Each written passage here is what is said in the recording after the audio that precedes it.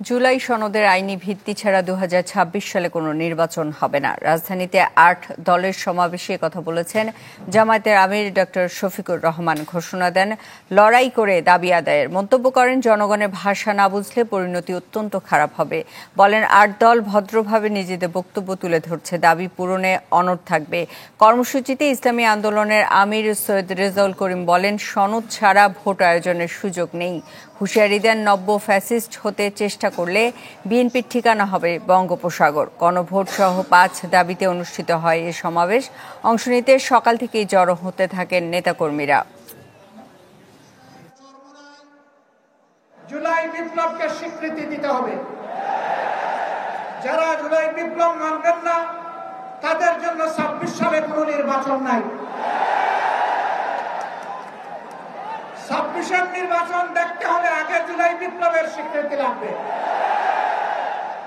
আর জুলাই বিপ্লবের স্বীকৃতি দিতে হলে জুলাই সনদের আইনি ভিত্তি দিতেই হবে।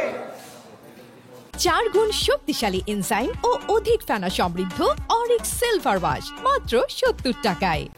এ বিষয়ে আরো জানাতে সমাবেশ স্থল পল্টন থেকে আমাদের সাথে সরাসরি যুক্ত হচ্ছেন রমিজ হোসেন। রমিজ, সমাবেশ তো শেষ হয়েছে, অন্য দলের নেতা কর্মীরা কি বলছেন? সুস্মিতা, এই সমাবেশ থেকে কিন্তু কোনো ধরনের কোনো কর্মসূচি আসলে ঘোষণা করা হয়নি এবং অন্তর্বর্তীকালীন সরকারের প্রতি এক ধরনের হুঁশিয়ারি উচ্চারণ করেছেন বাংলাদেশ জামাত ইসলামী, খেলাফত মজলিস ইসলামী আন্দোলন বাংলাদেশ সহ যে সমস্ত রাজনৈতিক দলের শীর্ষ নেতারা এখানে বক্তব্য রেখেছেন। তারা এক ধরনের হুঁশিয়ারি ঘোষণা করেছেন যে জনগণের ভাষা যদি বুঝতে না পারে তাহলে কিন্তু অন্তর্বর্তীকালীন সরকার এবং যারা আসলে জুলাই সনদ বাস্তবায়নে বাধাগ্রস্ত করছে তাদেরকে কিন্তু কঠোর পরিণতি ভোগ করতে হবে।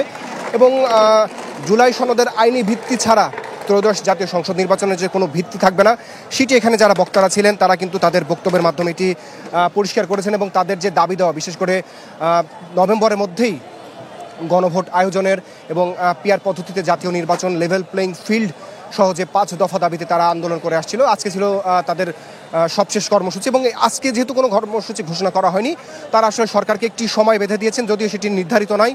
তো তারা সরকারের কাছে প্রত্যাশা করেছেন যাতে সরকার জনগণের যেই ভাষা, জনগণের যে পালস, সেটা বুঝতে পারে, কোনো বিশেষ রাজনৈতিক দলের প্রতি যাতে পক্ষপাতমূলক আচরণ না করে দেশের বৃহত্তর স্বার্থে যাতে এই যে জুলাই জাতীয় সনদের আইনি ভিত্তি সেটি যাতে বাস্তবায়ন করা হয় এবং তার ভিত্তিতেই যাতে জাতীয় নির্বাচন দেওয়া হয়। এবং এখানে বিএনপির সমালোচনা করে বিভিন্ন বক্তারা এখানে বলেছিলেন যে তারা আবার আসলে নতুন করে ফ্যাসিবাদী কায়েম করতে চায়, যেহেতু তারা সংবিধানের দোহাই দিচ্ছে। একটি তাদের বক্তব্য যে যেহেতু বিএনপির পক্ষ থেকে সংবিধানের দোহাই দেওয়া হচ্ছে, তবে তারা আওয়ামী লীগের এখানে একটা উদাহরণ টেনেছেন যে যেহেতু আওয়ামী লীগ কিন্তু গণভোটটি বাতিল করেছিল এবং তারাও একইভাবে সংবিধানের দোহাই দিয়ে পরপর 3টি নির্বাচন তারা তাদের মতো করে করেছে এবং যেখানে জনগণের কোনো প্রত্যাশা পূরণ করা হয়নি।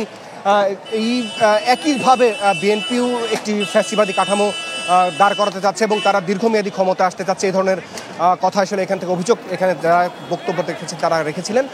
তবে তাদের মূল যেই বক্তব্য, যত দ্রুত সম্ভব অর্থাৎ নভেম্বরের মধ্যেই জাতীয় নির্বাচনের আগেই গণভোট আয়োজন করতে হবে এবং তার ভিত্তিতেই সামনে যে ত্রয়োদশ জাতীয় নির্বাচন সেটি অনুষ্ঠিত হবে এবং এটি যদি না হয় তাহলে তারা জাতীয় নির্বাচন হতে দেবেন। এই ধরনের হুঁশিয়ারি কিন্তু এখান থেকে উচ্চারণ করা হয়। রমিজ, আপনাকে ধন্যবাদ।